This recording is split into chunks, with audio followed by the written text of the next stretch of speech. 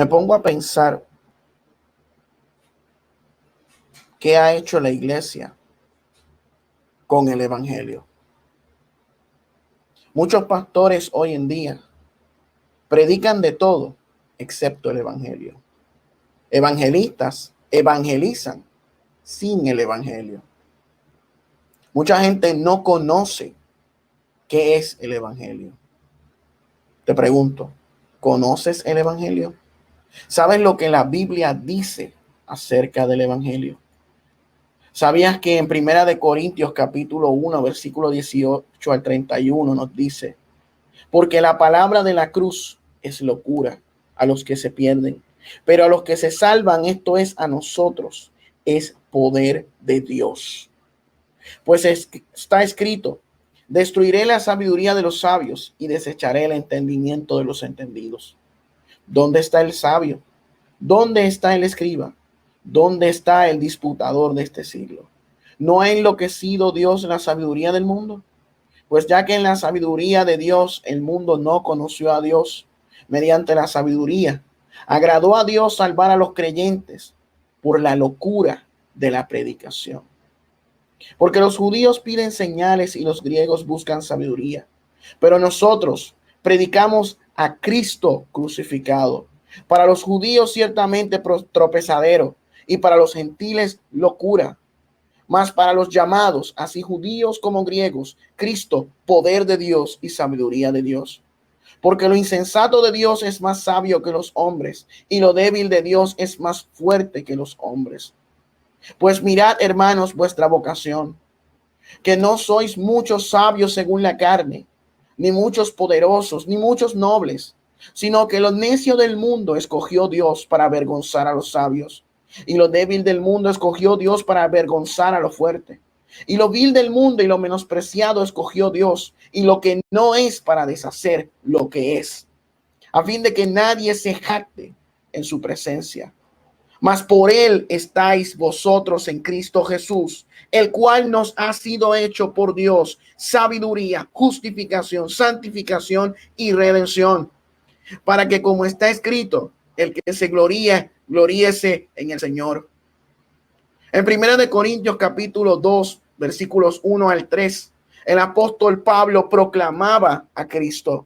Así que, hermanos, cuando fui a vosotros para anunciaros el testimonio de Dios, no fui con excelencia de palabras o de sabiduría, pues me propuse no saber entre vosotros cosa alguna, sino a Jesucristo y a este crucificado. ¿Vemos esa actitud hoy en día? También vemos lo que nos dice la Escritura en Primera de Corintios capítulo 15, versículo 1 al 4, donde se hace una síntesis de la esencia del evangelio de nuestro Señor Jesucristo. Además os escribo, hermanos, el evangelio que os he predicado, el cual también recibisteis, en el cual también perseveráis, por el cual asimismo, si retenéis la palabra que os he predicado, sois salvos, si no creísteis en vano. Porque primeramente os he enseñado lo que asimismo recibí, que Cristo murió por nuestros pecados conforme a las Escrituras, y que fue sepultado y que resucitó al tercer día conforme a las Escrituras. Ese es el mensaje del evangelio, la palabra de la cruz, que está ausente de muchos púlpitos hoy en día. El único mensaje que tiene el poder para salvar. Romanos 1, capítulo 1, versículo 16 nos dice: porque no me avergüenzo del evangelio, porque es poder de Dios para salvación a todo aquel que cree, al judío primeramente y también al griego. La escritura nos dice en Romanos capítulo 5, versículos 8 al 11: pero Dios demuestra su amor para con nosotros en que, siendo aún pecadores, Cristo murió por nosotros. Entonces, mucho más, habiendo sido ahora justificados por su sangre, seremos salvos de la ira de Dios por medio de él. Porque si cuando éramos enemigos fuimos reconciliados con Dios por la muerte de su Hijo, mucho más, habiendo sido reconciliados, seremos salvos por su vida. Y no solo esto, sino que también nos gloriamos en Dios por medio de nuestro Señor Jesucristo, por quien ahora hemos recibido la reconciliación. Pues en verdad, en esta morada gemimos, anhelando ser vestidos con nuestra...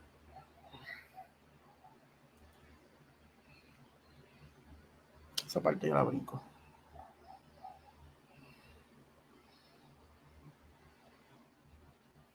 Al que no, segunda de Corintios capítulo 5, versículo 21 nos dice, al que no conoció pecado, lo hizo pecado por nosotros, para que fuéramos hechos justicia de Dios en él. Primera de Timoteo capítulo 3, versículos 14 al 16 nos habla del misterio de la piedad.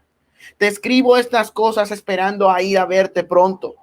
Pero en caso de que me tarde, te escribo para que sepas cómo debe conducirse uno en la casa de Dios, que es la iglesia del Dios vivo, columna y sostén de la verdad. E indiscutiblemente grande es el misterio de la piedad. Él fue manifestado en carne, vindicado en el espíritu, contemplado por ángeles, proclamado entre las naciones, creído en el mundo, recibido arriba en gloria. Filipenses capítulo 2 versículos 1 al 11 nos habla de la humillación y la exaltación de Cristo. Por tanto, si hay algún estímulo en Cristo, si algún consuelo de amor, si alguna comunión del Espíritu, si algún afecto y compasión, hagan completo mi gozo, siendo del mismo sentir, conservando el mismo amor, unidos en el Espíritu, dedicados a un mismo propósito. No hagan nada por egoísmo o por vanagloria, sino que con actitud humilde cada uno de ustedes considere al otro como más importante que a sí mismo, no buscando cada uno sus propios intereses, sino más bien en los intereses de los demás.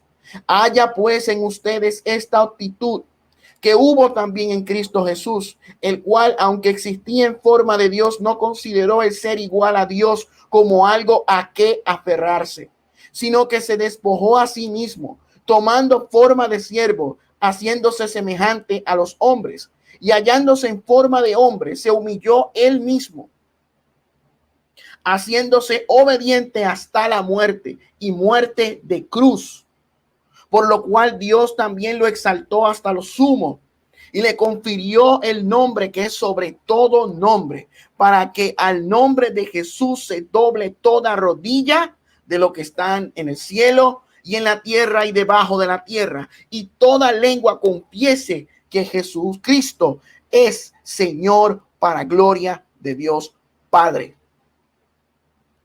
Ese es el evangelio de nuestro Señor Jesucristo. ¿Conoces el evangelio? ¿Te han predicado el evangelio?